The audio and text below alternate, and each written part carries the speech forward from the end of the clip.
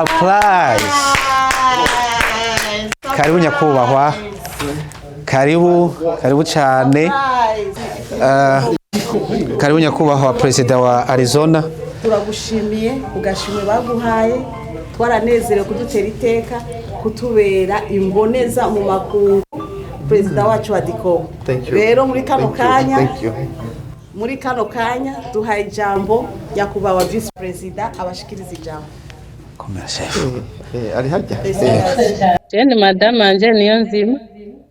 Nkabandi Vice President w'ishirahamwe DICOBU. Ndi n'umunezero mwinshi wo guhagarara hano mu izina ry'abanywanyi bose ba DICOBU kugira ngo nerekane nongere ngaragaza umunezero twagize igihe tubona yuko umukuru w'ishirahamwe ryacu DICOBU umushingantahe Samuel Ndayiragije yaronkeje agashimwe k'ibikorwa vyiza ariko arakorera mu Burundi by'iterambere. Ako gashimwe akaba yagahawe na ministre wa ministère des affaires étrangères umushingantahe Albert Shingiro. Natwe rero nk'aba DICOBU kugira ngo turagaragaze uwo munezero kandi twongere tumwereke yuko tumushigikiye mu migambi myinshi ariko arakora. Yitabiriye akamo umukuru w'igihugu cacu yamadutira twebwe abarundi baba canke bakorera mu mahanga. Natwe rero turashoboye kumutegurira kado canke ico no kwita agashimwe, tukaba tumusaba ko yokakira n'umutima ukunze kubera natwe twagatanze kavuye ku mutima. Tubone n'akaryo rero kandi ko kongera kumusaba ko yokomeza ubwira yamagira bwo kwitanga matema fizikema kugira ngo ishirahamwe ryacu DICOBU rigere ku ntambwe ishimishije rigeze kuno munsi. Nk'aba DICOBU rero kandi ntitwokwibagira kumusaba ko yokomeza kandi kwitanga atiziganya kugira ngo hanyuma noneho agashimwe azozana kazoze kitiriwe ishirahamwe ryacu DICOBU. Tongeye kandi gushimira abanywanyi bose abakunzi b'ishirahamwe DICOBU ingene bama bitanga batiziganya bama bakora ijoro n'umurango kugira ngo ishirahamwe ryacu DICOBU rigere ku ntambwe rigeze. Murakoze cyane.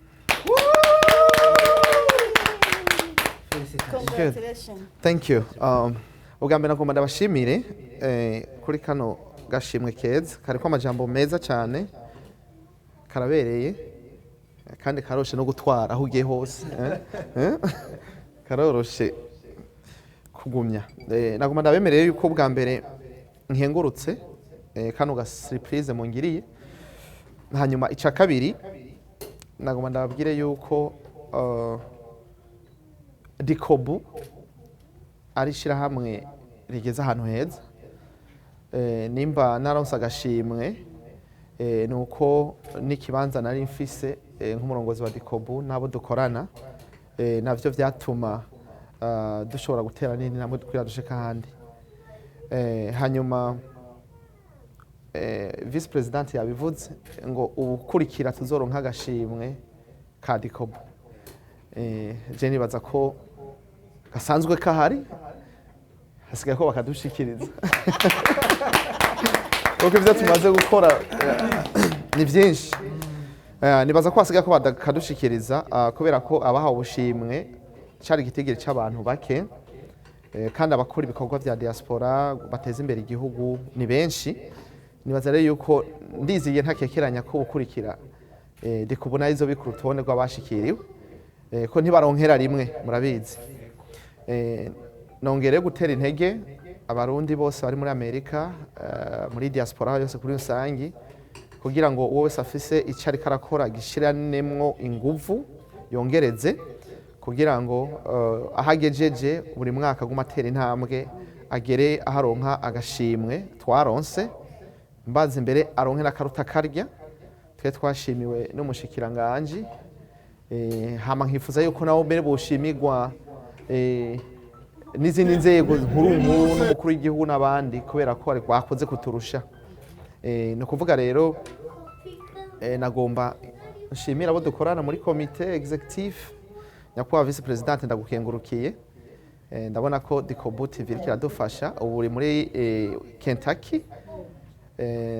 Ndabona ko biriko bigenda neza, nkaca ndagushimira ingene dukorana neza, nkashimira president ngaha wa board, nkashimira umukuza bikorwa wacu na president ngaha wa Arizona ingene mwitanga mutiziganya, ntibagira abandi bantu bose bagize urwego nshingwa ntwara na nshingwa bikorwa.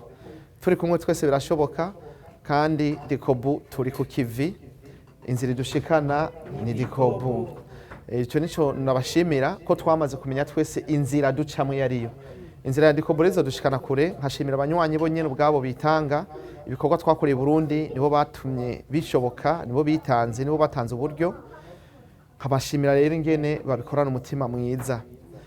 Mu kurangiza shimiye ubushikiranganji bwatubonye bukatugomwa ko turonka agashimwe. Sije nari umwe, nari kumwe n'abandi benshi.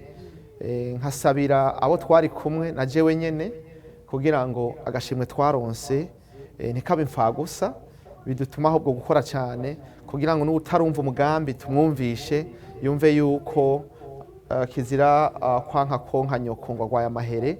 Uburundi n'ubwacu ni igihugu catwibarutse, tukirabisha amaso twese imigabo n'imigambi myiza yo guteza imbere ico gihugu twitware muri iki gihugu nyene, ibikorwa by'iterambere tubitware hariya nyene, tubiciye muri rwa rurimbo rwa August ngo abarundi tuba mahanga dutware imitahe yacu mu gihugu, tureke kubaka hirya no hino, twubake nyene mu gihugu cacu cy'u Burundi, duteze imbere iki gihugu. Imana ibahezagire, ndakengurutse kano gashimwe nagakengurutse, amen.